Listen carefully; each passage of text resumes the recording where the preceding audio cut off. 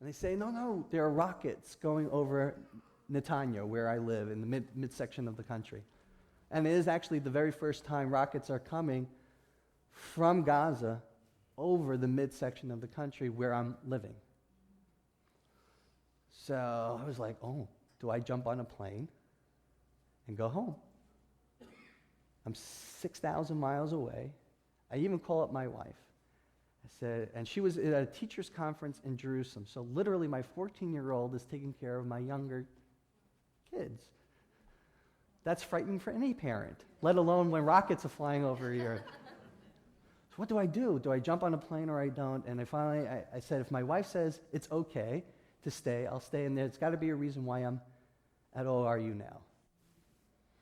So my wife, being the Israeli she is, she says, no problem. Eric is laughing because he knows my wife. Because she's been through war previously. This is nothing for an Israeli. Yeah, stay, don't worry. The American who made Aliyah only 10 years ago is deathly afraid. And then what came to me at that moment was Psalm 91. Specifically, that God is the encircling shield, and there could be 10,000 hours happening, and nothing will harm you. So do I believe or I don't believe that? That's the test. I said, okay, I'm going to trust. There's a reason why I'm here. I'm not going to jump on a plane back. And it was the greatest time because it was 3 weeks of intense learning, and part of what I had to write about, Psalms 113 to 118.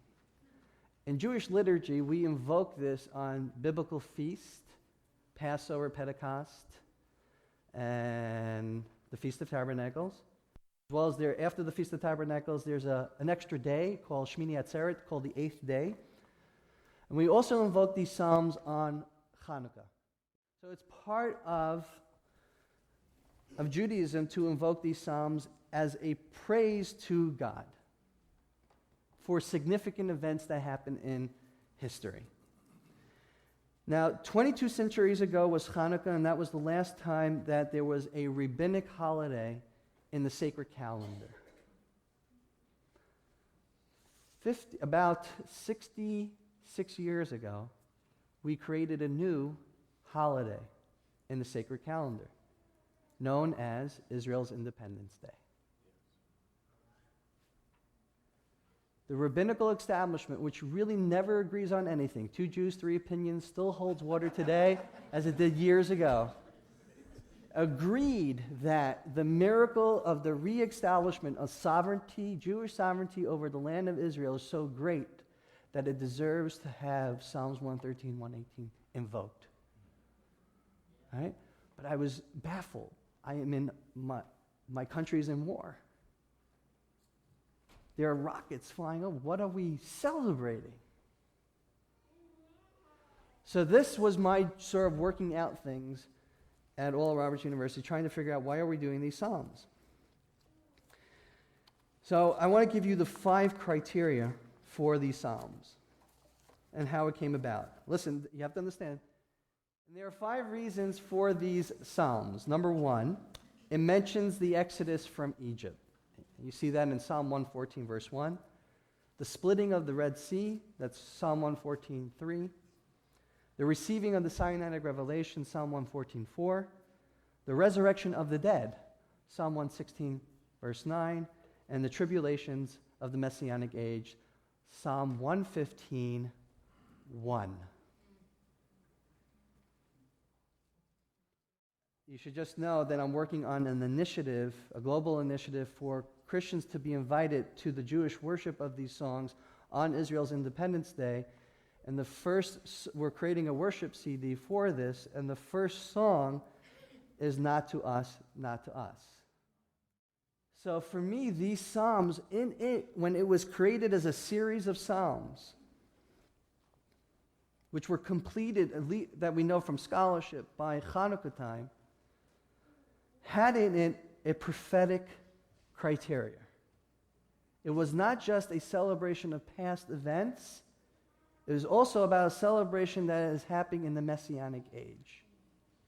And within our liturgy in Judaism, we say, Bless the state of Israel, for it is the flowering of our redemption.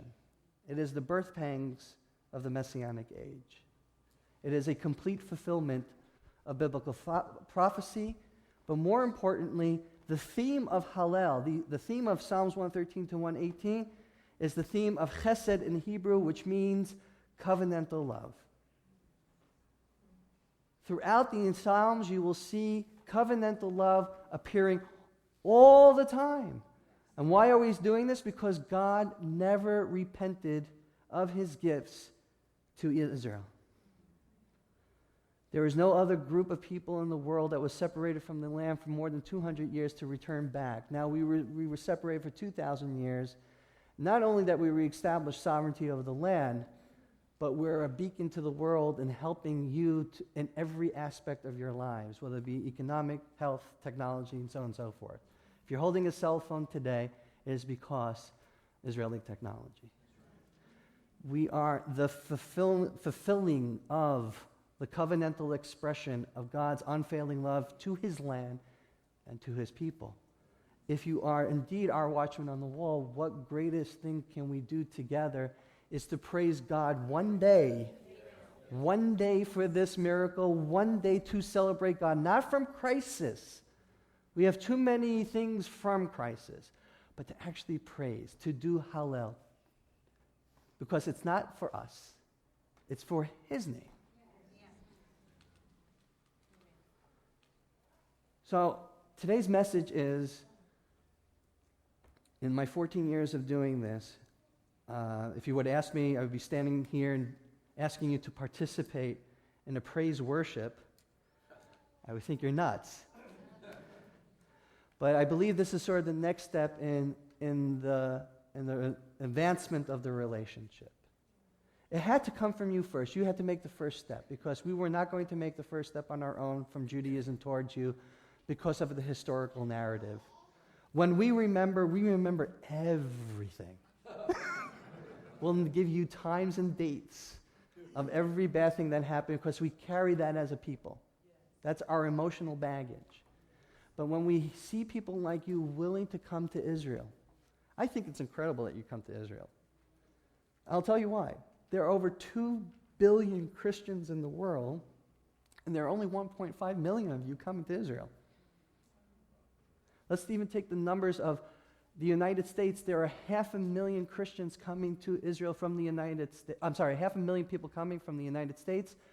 250,000 are Christians. 125,000 Catholics, 125,000 Protestants. Conservatively speaking, there are maybe 80,000 evangelicals coming to Israel. Mostly going on what we call a Jesus template tour. Go to the site, take a picture, and show it to your kids afterwards. You can miss the entire miracle of Israel. The only time you would speak to an Israeli is ordering a falafel or shawarma. Never the interfacing of the people, never experiencing the miracle of who we are. It's only a remnant within Christianity that understands its role to stand with us. Because you have done that, Rabbi Shlomo Riskin, who is our Jack Hafer, Billy Graham of the Orthodox Jewish world, opened up a center to dialogue with you to advance this relationship more than a political moment, but based upon covenant. If we indeed are sharing the covenant of Abraham, Isaac, and Jacob, should we not be speaking with one another? Should we not try to figure out what this is all about? Not glossing over the theological differences between us. I understand. Believe me, I'm not making an altar calling today to make you Orthodox Jews. Okay? I want you to celebrate who you are, a people of faith. But you're here today, you're for a pastor who just went to Israel twice. Once. I'm already doing a prophetic thing right now. Yeah. Twice. I already see you there. That is willing to go ahead and put his heart and passion to go ahead and take on Israel's cause is, for us, it's a mystery, but we want to embrace that. How is it that you're willing to do that? Because I think it's very, very hard for the average Christian to overcome all the theological replacement theology baggage that's been given over to you, consciously or subconsciously. Replacement theology meaning that Jews have been totally replaced, and every single time it says Israel in the Bible, it means you. I know you don't believe that, but that is so unique in the world of Christianity, of what we have experienced over our lives.